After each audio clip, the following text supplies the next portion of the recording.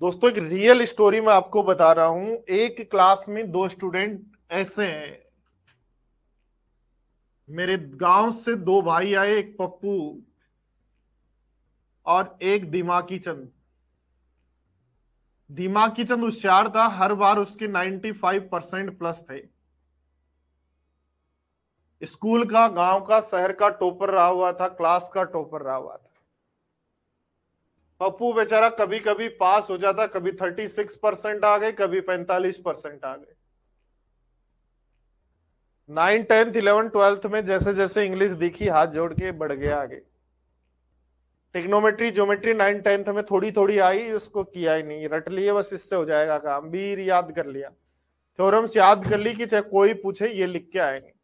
और भाई पास हो गया, 12th कर ली, ग्रेजुएशन कर ली। अब ये दोनों एसएससी की तैयारी करने के लिए मदर्स एजुकेशन हब जयपुर पधारे। तो ये तो 95% वाला था, ये 36% वाला था। मैं एक ही बात बोलता हूं दोस्तों, जब आप कंपटीशन एग्जाम की तैयारी कर रहे होते हैं तो आपका जो लेवल है सबका बराबर है, जीरो बराबर जीरो। आप अपनी ग्रेजुएशन करने के बाद जैसे ही कंपटीशन एग्जाम में आए तो आप खाली तराजू के जैसे हो। खाली तराजू में दोनों पलड़े बराबर रहते हैं। वैसे ही आप जो 0% वाला है या 100% वाला है, सब बराबर है। अब गेम क्या है यहाँ? यहाँ गेम है सीख के प्रैक्टिस करने का। ये भाई साहब मोर सफिशिएंट, मोहर इफिशियंसी वाले प्री में स्कोर लाए 140 प्लस। प्री में कितना स्कोर लाए? 140 प्लस। पर भाई साहब ये बात है उस समय की जब मेंस में क्वेश्चन आते थे मैथ के 100 और इंग्लिश के 200। और भाई साहब को ओवर कॉन्फिडेंस के कारण मेंस में सिलेक्शन नहीं हो पाया, क्योंकि ना तो उसका मैथ्स का पूरा पेपर अटेम्प्ट हुआ, ना इंग्लिश का। आता पूरा था, अटेम्प्ट नहीं हुआ क्योंकि प्रैक्टिस नहीं थी।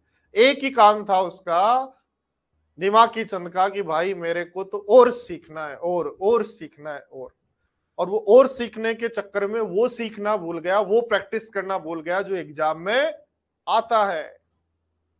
तो कहीं हम वो दिमागी चंद तो नहीं है कि फेसबुक, व्हाट्सएप, टेलीग्राम सब चाटने में हम लगे हुए हैं कि भैया टाइम एंड वर्क परसेंटेज मुझे आता है, परसेंटेज सीआईएसआई मुझे आता है, या मैथ्स मुझे आती है, तो कहीं भी कोई क्वेश्चन देखेगा तो अपन सोल्व करेगा।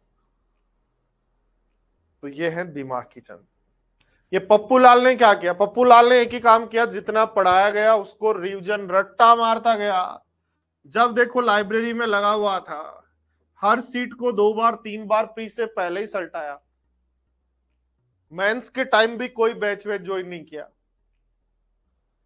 ठीक है, जो टॉपिक्स में प्रॉब्लम थी उससे एप्लीकेशन लिखवाई और अपने पढ़ लिए। प्रैक्टिस ओनली एक ही काम किया, जो पढ़ाया गया था फाउंडेशन बैच में उसको बार बार बार बार बार बार रिवाइज किया। और भाई ने मेंस और प्री के बीच में 2 बार फिर सिलेबस को रटा, क्योंकि मैथ और इंग्लिश भी हुआ करती थी उस टाइम। ये भाई साहब मिल बने ऑडिटर। अब ये अलग बात है, अगली साल इसने दोबारा मेहनत की और ऑल इंडिया टॉप 100 के अंदर आए। पर नौकरी पहले कौन लगा? भाई साहब। तो इसलिए नौकरी जल्दी लगनी है तो दिमागी चंद नहीं बनना है। ठीक है, अपना काम इतना सा है, जो पढ़ाया जा रहा है उसको बार बार बार बार बार रिवाइज करो, प्रैक्टिस में लाओ। प्रैक्टिस इतनी अच्छी होनी चाहिए कि जो आपने पढ़ लिया, यदि वो क्वेश्चन एग्जाम में आता है तो वो विथ इन 12-15 सेकेंड होना चाहिए।